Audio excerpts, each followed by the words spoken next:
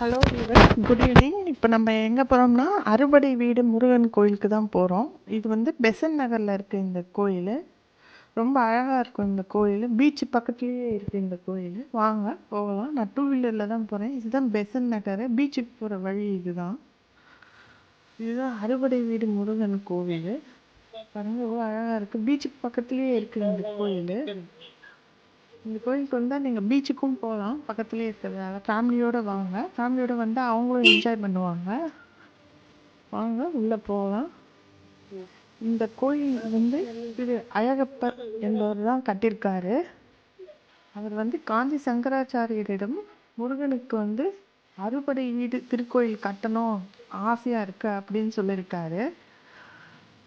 காஞ்சி சங்கராச்சாரியார் வந்து அப்போதைய முதலமைச்சர் எம்ஜிஆரிடம் கூறி இந்த நிலத்தை வாங்கி கொடுத்துருக்காரு. திரு அழகப்பன் அவர்கள் தான் இங்கே கோயில் கட்டியிருக்காரு. கருங்கற்களாலான முருகர் கோயில் இங்கே கட்டப்பட்டுள்ளது. 2002ஆம் ஆண்டில் தான் இந்த கோயில் கட்டி முடிக்கப்பட்டது. எவ்வளோ அழகாக இருக்கு பாருங்க இந்த கோயில். இந்த கோயிலில் நடுவில் விநாயகர் சன்னதி இருக்கும். வல்லவ கணபதி விநாயகர் சன்னதி. அப்படி கட்டணும் அப்படின்னு சொன்னவர் வந்து காஞ்சி சங்கராச்சாரியார் ஜெயேந்திர சரஸ்வதி சுவாமிகள் தான் இந்த மாதிரி கோயில் கட்டணும் அப்படின்னு சொல்லியிருக்காரு. அதே மாதிரி இந்த கோயில் கட்டியிருக்காங்க. நடுவில் பிள்ளையார் கோயில் இருக்கும். சுற்றி முருகர் சன்னதிகள் இருக்கும் இந்த கோயிலில். ரொம்ப அழகாக இருக்கும் பார்க்கறதுக்கு. இந்த அறுபடை வீடு முருகனையும் நம்ம ஒரே இடத்துல நம்ம தரிசிக்கலாம். இங்கே திருமணங்கள் கூட நிறைய நடைபெறும். அந்தந்த சன்னதி பெரிய கோயிலாக இருக்கிறதால மண்டபத்துக்கு எதிர்க்கவே நடைபெறும் திருமணங்கள்லாம் நிறைய நடைபெறும் இந்த கோயிலில். அழகாக இருப்பாருங்க கோயில். பெரிய கோயில், விசாலமான கோயில், காற்றோட்டமாக இருக்கும் நல்லா. இந்த கோயில் கட்டினவர் வந்து திரு அழகப்பன் அவர்கள் தான். ரொம்ப அழகாக கட்டியிருக்காங்க.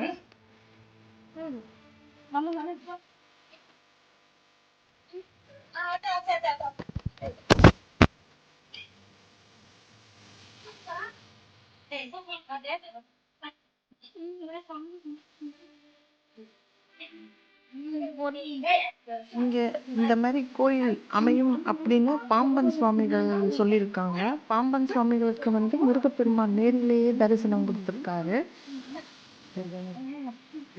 பாம்பன் சுவாமிகள் இது வந்து சொன்னது திருவான்மியூர்ல இருக்கு. பரமேஸ்வரர் கோயில் கிட்டேயே இருக்கு அவரது இது. இங்கே சுவாமிமலை முருகன், திருத்தணி, திருச்செந்தூர், பழனி எல்லா முருகனையும் நம்ம ஒரே இடத்திலேயே தரிசிக்கலாம். அவ்வைக்கு சுட்ட பழம் வேண்டுமா சுடாத பழம் வேண்டுமா என்று கேட்ட முருகன் வந்து விளையாடிய இடம்தான் பழமுதிர்ச்சோலை. பழமுதிர்ச்சோலை முருகப்பெருமானை நாம் இங்கே தரிசிக்கலாம். ரொம்ப அழகாக இருக்கும் பார்ப்பதற்கு இந்த கோயில். திருப்பரங்குன்றத்தில் பார்த்தீங்கன்னா முருகப்பெருமான் வந்து தேவயானியை திருமணம் புரிந்த இடம்.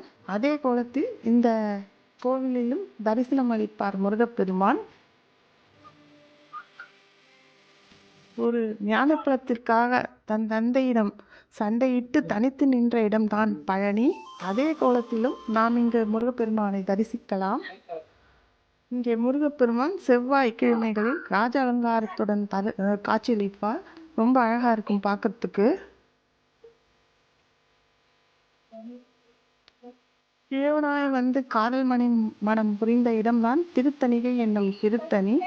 திருத்தணி முருகப்பெருமானையும் நாம் இங்கே தரிசிக்கலாம்.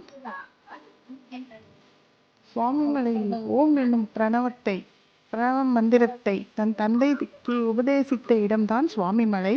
சுவாமிமலை முருகனையும் நாம் இங்கே தரிசிக்கலாம். சுவாமிமலை முருகனுக்கு எதிரில் அமைந்திருப்பது முருகனின் ஆயுதமான வேல்.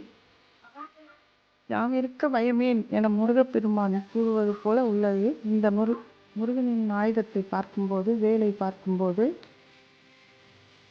சுவாமிமலை முருகன் சன்னதியில் தான் இந்த வேலை நிறுத்தி இருக்கிறார்கள்.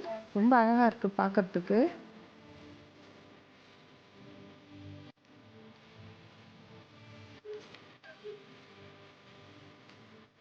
பார்த்தீங்கன்னா பைரவருக்கு, நவகிரகங்களுக்கு, சிவன் சத்தியகிரீஸ்வரர், கோவர்த்தனகிரி அம்மனுக்கு தட்சிணாமூர்த்தி சன்னதிகள் உள்ளன. இங்கே தைப்பூசம், திருக்கார்த்திகை, கந்தசஷ்டி ஆகியன விழாக்கள் சிறப்பாக கொண்டாடப்படுகிறது.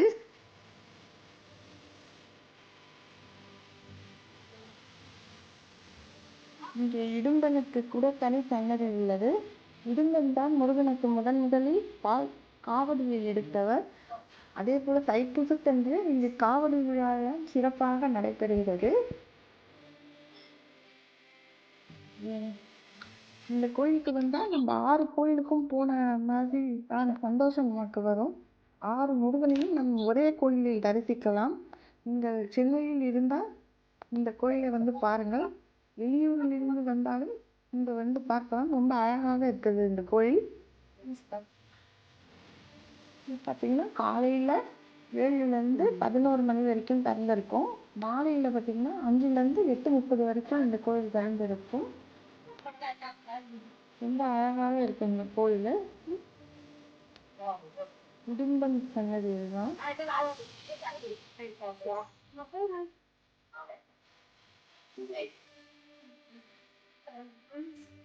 முருகப்பெருமானை வணங்குவோம், அவன் அருளை பெறுவோம்.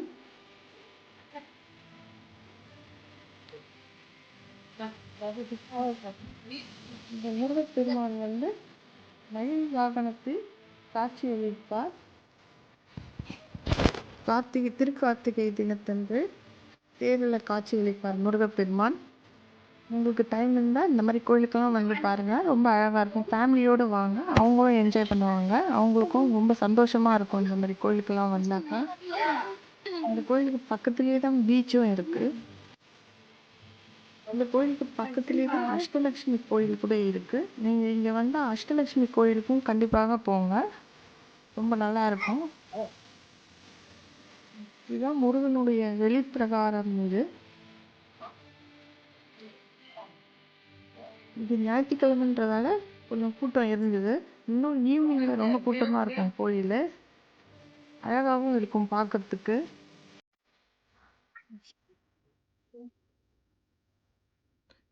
இங்கே பார்த்தீங்கன்னா பிள்ளையார் சன்னதி நடுவில் இருக்குது. பிள்ளையார் சன்னதியை சுற்றி தான் முருகன் கோயில்கள் உள்ளது. அதுபடி முருகன் கோயிலும் இங்கே உள்ளது. பிள்ளையார் சன்னதி பாருங்க, கற்களில் எல்லாம் பிள்ளையாரோட உருவத்தை செதுக்கியிருக்காங்க. ரொம்ப அழகாக இருக்குது பார்க்கறதுக்கே.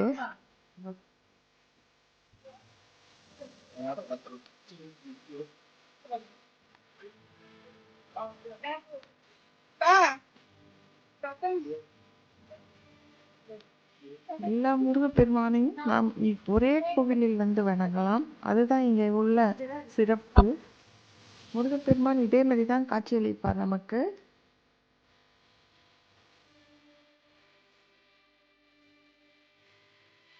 இதுதான் பெசன்ட் நகர் அஷ்டலட்சுமி கோயில்.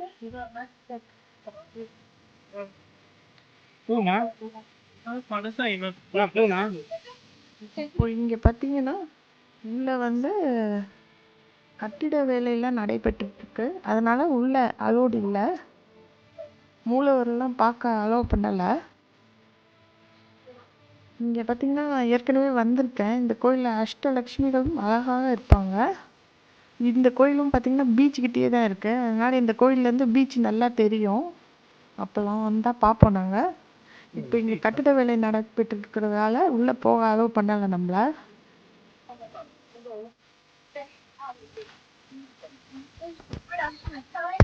அஷ்டலட்சுமிகள் தவிர குருவாயூரப்பனுக்கும் கணபதி, ஹனுமன், சக்கரத்தாழ்வார்களுக்கு தனி சன்னதி உள்ளது.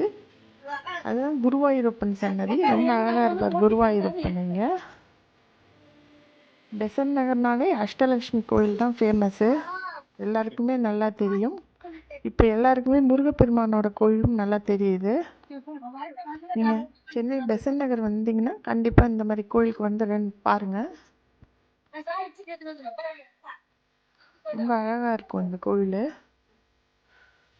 குருவாயூரப்பன் பார்க்கறதுக்கே ரொம்ப அழகாக இருப்பார். இப்போ கட்டிட வேலை நடக்கிறதால நம்மளால் பார்க்க முடியல.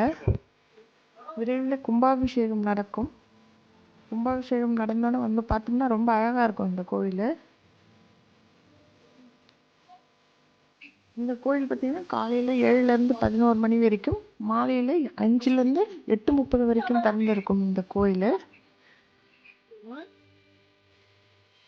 இந்த கோயில் பார்த்தீங்கன்னா காஞ்சி சங்கராச்சாரியார் சந்திரசேகர சரஸ்வதி சுவாமிகள் அவர்கள் விருப்பப்படி தான் இந்த கோயில் 1976 கட்டப்பட்டது. இந்த அஷ்டலட்சுமிகளையும் பார்ப்பதற்கு வெள்ளிக்கிழமையில் வந்தால் அவ்வளோ அழகாக இருப்பாங்க பார்க்கறதுக்கு. இந்த வீடியோவில் லாஸ்ட்டில் அஷ்டலட்சுமிகள் ஃபோட்டோவும் நான் இணைச்சிருக்கேன். அதே மாதிரியே தான் இருப்பாங்க அம்மன். உங்களுக்கு சேனல் பிடிச்சிருந்தா சப்ஸ்கிரைப் பண்ணுங்கள், ஷேர் பண்ணுங்கள், கமெண்ட்ஸ் பண்ணுங்கள்.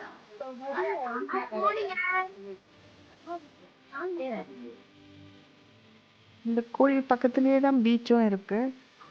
இந்த கோயிலில் ஸ்ட்ரெயிட்டாக வந்து லெஃப்டில் திரும்பினா முருகர் கோயில் இருக்குது. அறுபடை வீடு முருகன் கோவில். இதே மாதிரியே தான் இருப்பாங்க அம்மன் உள்ள. ரொம்ப அழகாக இருப்பாங்க பார்க்கறதுக்கே. அஷ்டலட்சுமிகளும் லட்சுமிகளையும் வணங்குவோம், அவள் அருளை பெறுவோம். நன்றி, வணக்கம். உங்களுக்கு சேனல் பிடிச்சிருந்தா சப்ஸ்கிரைப் பண்ணுங்கள், ஷேர் பண்ணுங்கள், கமெண்ட்ஸ் பண்ணுங்கள்.